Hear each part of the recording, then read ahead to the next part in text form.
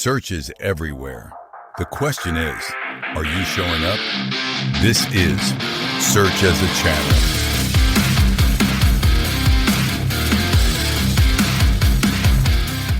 I have a question for you listening right now.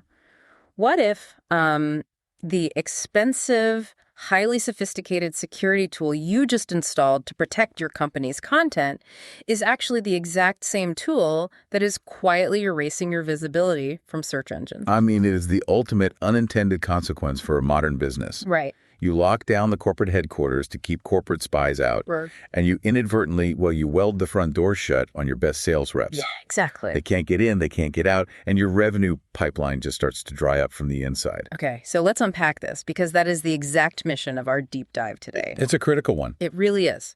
We are looking through a stack of recent web infrastructure audits, major CDN security updates for Q3, and the latest technical rollouts from search engines. The big ones. Right. And what we're tracking is this massive, completely silent threat to your organic revenue.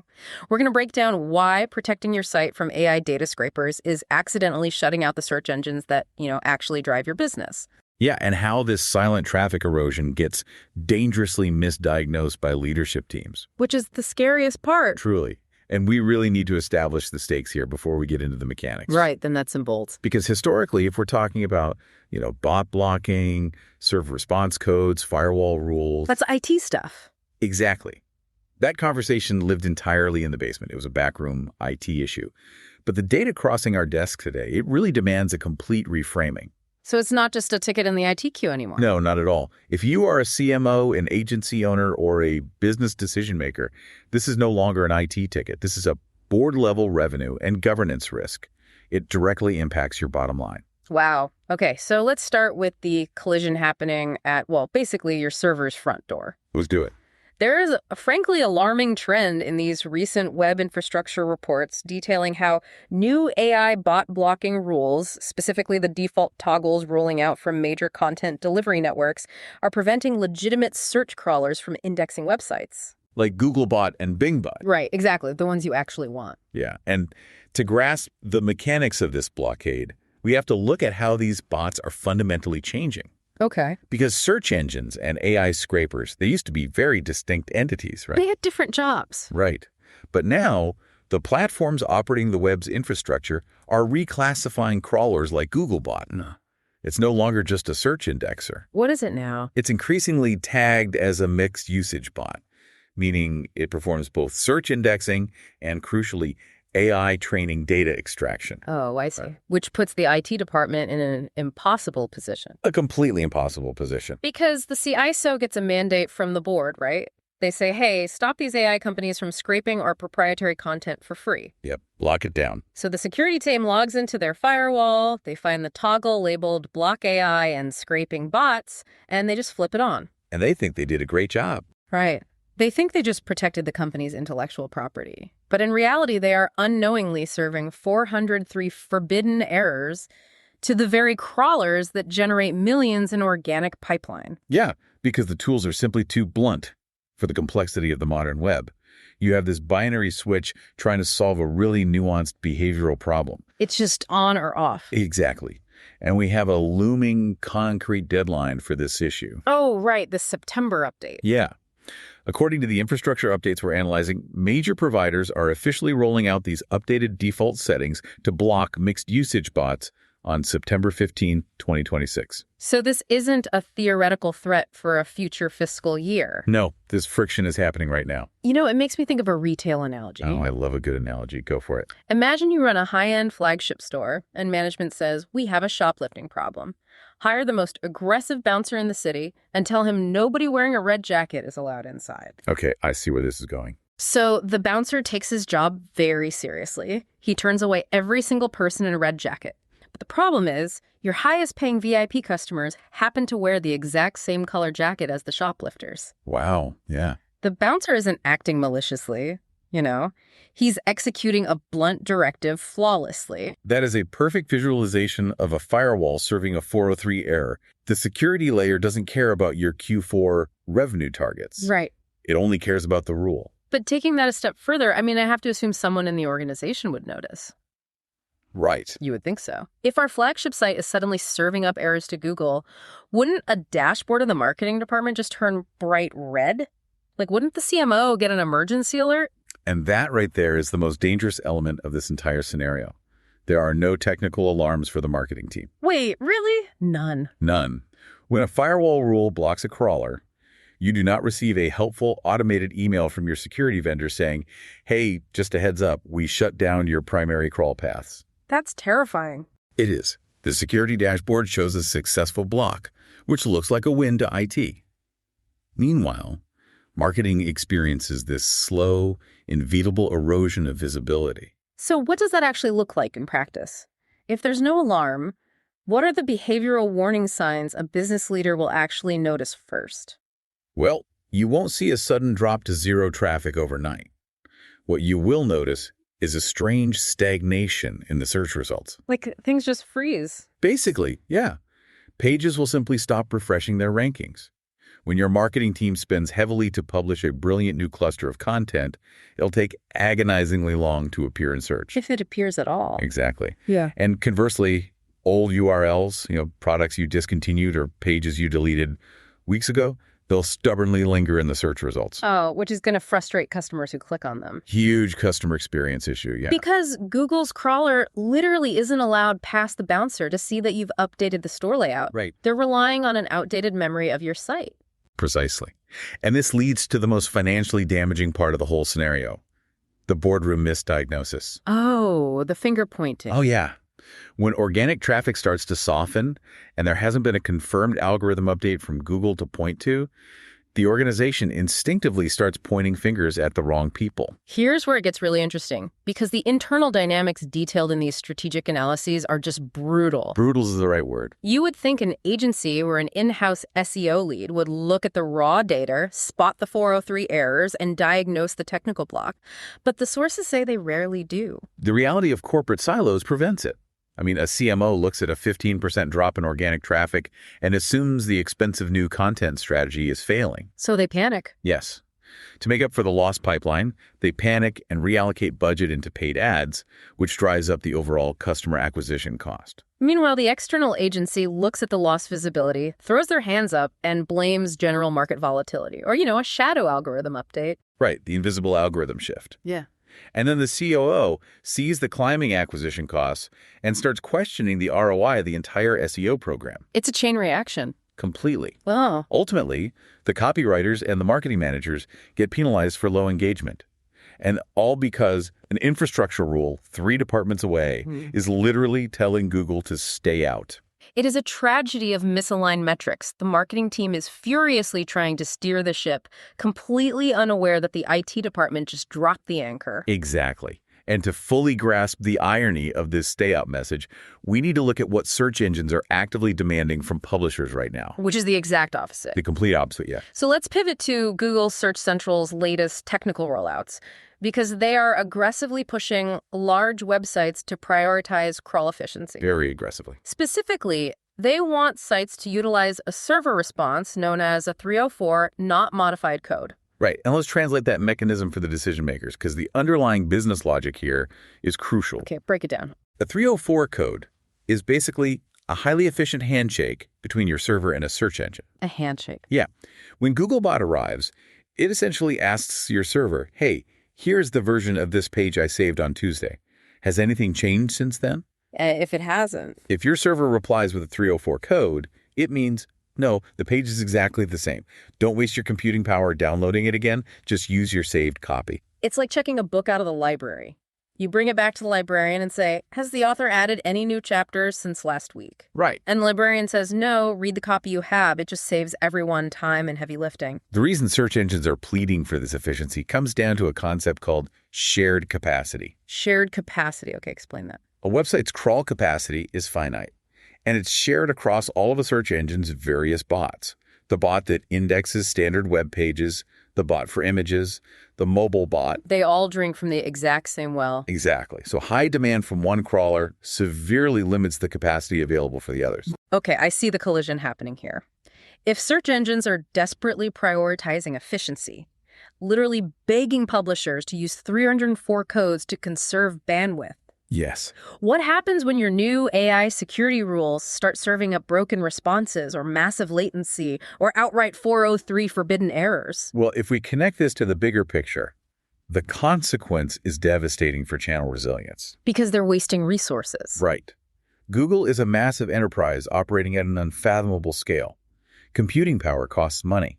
Efficiency is their primary currency. So if you waste their time. If your infrastructure responds like an adversary, throwing up friction, serving errors, and wasting their crawl budget on dead ends, they will simply stop trying. Wow. They just walk away. They will reduce your crawl frequency and move on to a competitor's site that is machine-readable, cooperative, and cheap to process. And the moment that happens, your organic pipeline snaps. That is wild. We have escalated so quickly from, hey, IT, let's stop those AI scrapers from stealing our blog posts, to, oops, we just alienated our biggest distribution partner and tanked our Q4 pipeline. Yeah. The old paradigm where bot management was just a checkbox on a security audit, that's entirely dead. It can't exist in a vacuum anymore. It cannot. We're dealing with a massive collision of incentives across the enterprise. Think about it.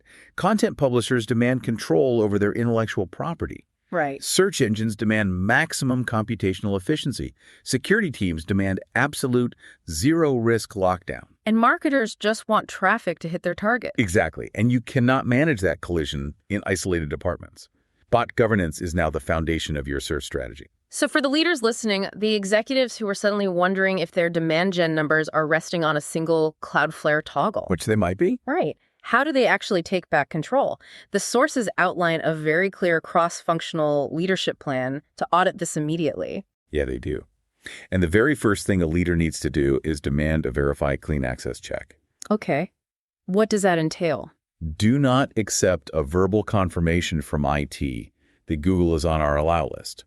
An allow list simply means the bot wasn't instantly blocked at the edge. Oh, it doesn't mean it actually worked. Exactly. Yeah. It does not mean the bot can successfully process the site. Right. Because we need to talk about JavaScript rendering here.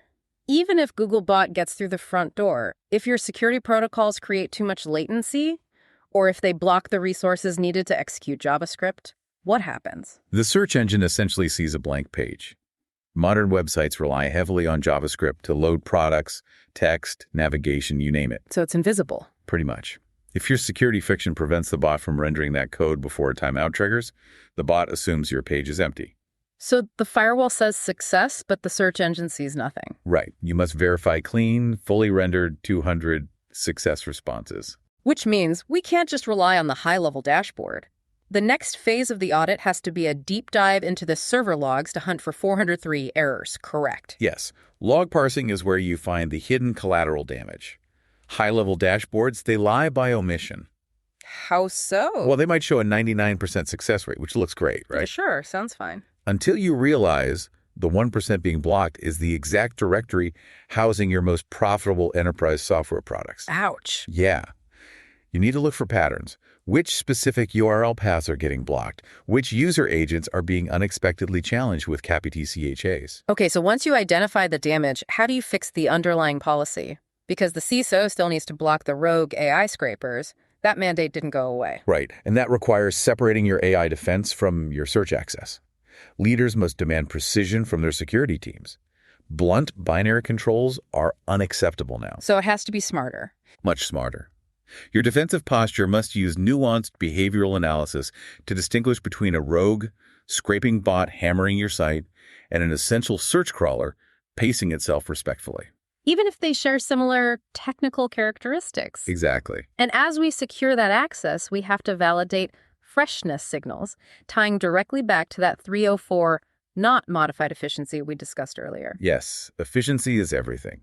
If you're going to invite Google in, you need to prove you are a cheap, efficient date. You have to make it incredibly easy for them to give you traffic. Yes. Ensure your cache logic and server responses are accurately telling crawlers when content has been updated and, more importantly, when it hasn't. Which brings us to the final and arguably most difficult step of this audit, making this a standing leadership issue. This is a huge cultural shift. It really is, because companies are incredibly siloed. The CISO's bonus is often tied to preventing data leaks and maintaining uptime. But the CMO's bonus is tied to organic traffic and pipeline generation. This audit essentially drags them both into the same room, sits them at the same table, and forces them to reconcile their competing KPIs. And it elevates the conversation from a tactical IT request to strategic business continuity. I mean, marketing cannot succeed if security is aggressively changing the locks every week. And security is actively failing the business if their defensive posture chokes off primary revenue streams. Exactly. Crawl health and bot governance must be reviewed in leadership meetings right alongside demand gen metrics and conversion rates. Okay, so that covers the internal alignment perfectly. But consider the external partners navigating this chaos. The agencies. Right. For the agency owners listening, the ones managing these channels on behalf of corporate clients, how do they survive this shift? It's tough. Because if the client's internal IT team accidentally breaks the site on a Tuesday, the agency is the one getting fired on Friday for missing the quarterly traffic targets. It is a harsh moment of truth for agencies, but honestly, it's also a massive opportunity. Really? How so? If you are an agency owner and your pitch still revolves around selling technical SEO as a tactical checklist, fixing broken links, optimizing meta tags, or handing a client a monthly crawl error report. Which a lot of them do. Right. If that's what you do, you are vastly underpositioning your value. Executive clients do not care about the technical minutia of 403 errors or 304 status codes. So how do they reframe the offer? The new playbook from our sources suggests shifting entirely away from the term technical audit. Yes, you stop selling audits and you start selling a search channel resilience review. I like that. Resilience. You have to bridge the gap between technical reality and boardroom risk. Yeah. When you sit in front of a CEO, your language has to change. Give me an example. You don't say, hey, we found some blockages in the server logs. You say, we discovered that an infrastructure decision made by your IT department last month has inadvertently exposed 30% of your Q4 organic revenue to immediate risk. Oh, wow. And then you say, and here's how we govern the system to secure it. That changes the dynamic completely. You are no longer a vendor reacting to a drop in rankings. You are a strategic partner implementing proactive defense. Exactly. You are helping them govern the system before the pipeline breaks. And when an agency connects technical infrastructure directly to financial pipeline, they move up market. They stop being a disposable marketing expense and become an indispensable part of the client's risk management strategy. So what does this all mean when we distill it for the executives, the marketers, and the agency leaders joining us today? The bottom line. Right. It seems like the brands that dominate the next evolution of search aren't just the ones publishing the most engaging content. No. High-quality content is merely table stakes now. The real winners will be the organizations that build the cleanest, most governable, highly machine-readable systems. That is the definitive bottom line. The era of treating search as a simple, guaranteed utility where you publish a page and traffic magically appears. That's over. It's just gone. It is. Bot governance is a board-level growth issue. If your server configuration, your firewall rules, or your cache logic creates friction, search engines will quietly walk away. Never forget the core premise. If your crawl path breaks, your revenue path immediately follows. It's a sobering reality, but an incredibly empowering one if you are proactive. So I want to leave you, the listener, with a direct question to evaluate your own organization. Have you actually verified that your new AI defenses are protecting your business?